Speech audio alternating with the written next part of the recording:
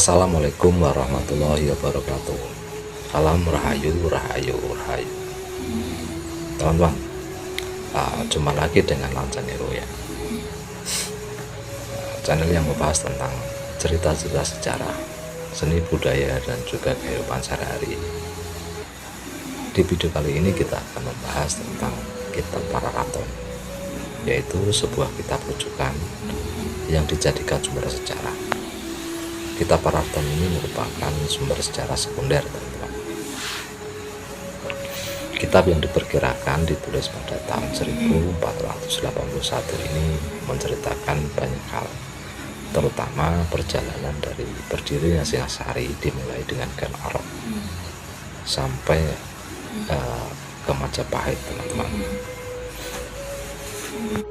Teman-teman, Mpu Gandring yang berasal dari desa Lulumbang, yang seorang ahli pembuat keris itu gagal membuat keris pesanan dari Ken Arok dalam waktu 5 bulan.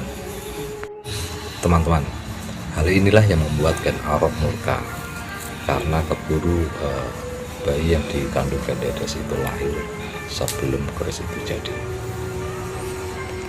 Untuk itu Ken Arok kemudian menikam Mpu Gandring menggunakan keris setengah jadi itu, teman-teman. Kemudian Mpu Gandring pun tewas oleh tikaman Ken Arok.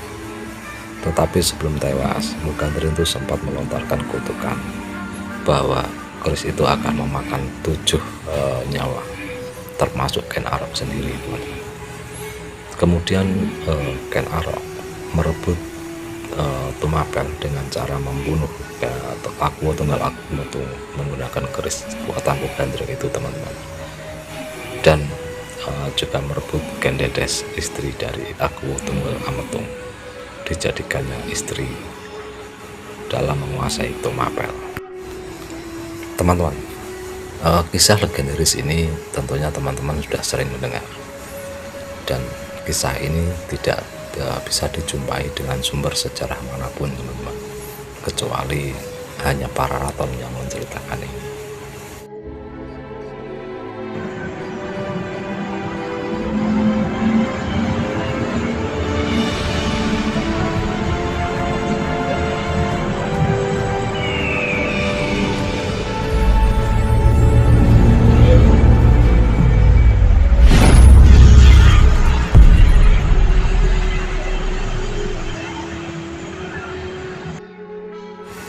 Kitab Pararaton itu dibuka dengan kisah Ken Arok, mulai dari kelahirannya hingga sepak terjangnya yang menjadi seorang penjahat atau seorang begal ataupun maling, teman-teman.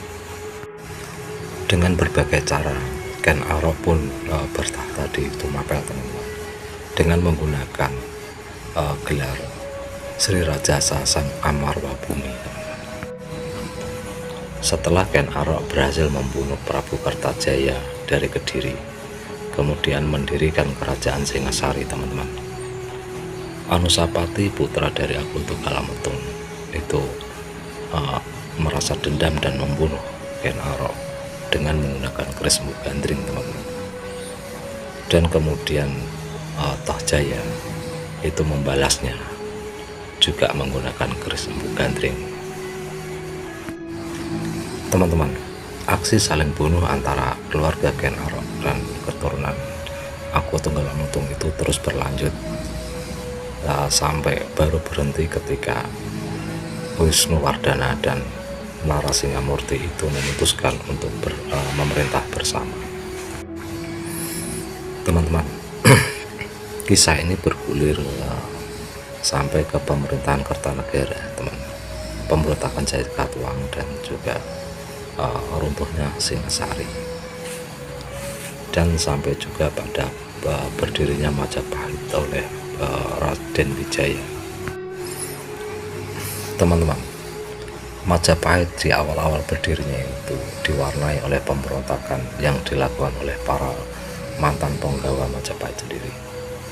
Raja Jayanegara, raja kedua Majapahit, itu pun harus tewas di tangan tabib pribadinya sendiri, yaitu Ratanca. Setelah kematian Jayanegara, kemudian Dyah Gitarja atau Tribhuwana Tunggadewi itu naik tahta menggantikan Jayanegara sebagai Raja Majapahit ketiga. Di masa Tribhuwana Tunggadewi inilah muncul tokoh Gajah Mada sebagai Mahapati dan lahirlah Sumpah Palapa,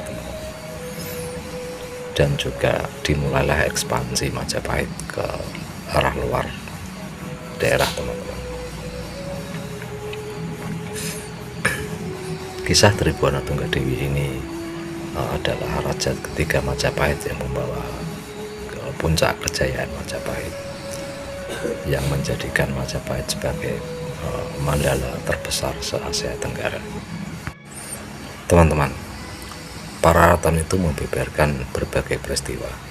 Salah satu yang terkenalnya adalah Perang Bubat di masa pemerintahan Hayam Wuruk, teman-teman. Dan setelah itu para raton tidak membeberkan peristiwa-peristiwa secara detail. Setelah itu para raton itu tidak membeberkan peristiwa secara detail, hanya disampaikan secara garis besarnya saja, teman-teman, seperti meninggalnya para pemimpin Majapahit.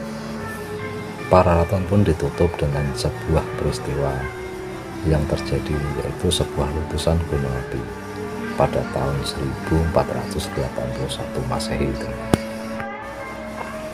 Teman-teman, ada beberapa peristiwa yang terjadi yang ditulis oleh para raton tetapi tidak ada di Nagarakartagama dan juga prasasti. Peristiwa itu adalah peristiwa Sumpah Palapa, Perang Bubat, terus meninggalnya Tribhuwana Tunggadewi dan juga Gajah Mada, dan juga penerus dari Majapahit setelah meninggalnya Hayam Wuruk. Itu juga tidak ada di prasasti dan juga di Nagarakartagama. Itu semua hanya tertulis di para raton saja, teman-teman. Teman-teman, sebagian dari para pecinta sejarah itu mempunyai pendapat bahwa kitab para raton itu adalah kitab yang sudah dibelokkan oleh para penjajah untuk memecah belah bangsa Indonesia, teman-teman. Terutama pada kisah Ken Arok yang menggambarkan bahwa Ken Arok itu adalah di masa kecilnya adalah seorang maling dan juga perampok, teman-teman. Itu diduga cerita sudah dibelokkan oleh penjajah Belanda untuk menjelekkan citra dari raja-raja di tanah Jawa pada zaman dulu, teman. Dan ada lagi tentang kisah Perang Bubat yang juga diduga sudah dibelokkan oleh para penjajah Belanda karena dengan tujuan untuk memecah belah antara bangsa antara Sunda dengan Jawa. Tetapi apakah benar demikian, teman-teman? Di episode yang akan datang kita akan bahas apakah kitab para raton itu sudah dibelokkan oleh Belanda atau tidak. Teman-teman, jangan lupa untuk terus ikuti channel Lansen Info ini. Jangan ragu-ragu untuk selalu berinteraksi di dalam kolom komentar. Kritik dan saran teman-teman saya tunggu untuk referensi dan sebagai bahan pembelajaran dan perbaikan isi konten Lansen. Terima kasih. Sampai jumpa di video yang akan datang. Wassalamualaikum warahmatullahi wabarakatuh. Salam rahayu, rahayu, rahayu.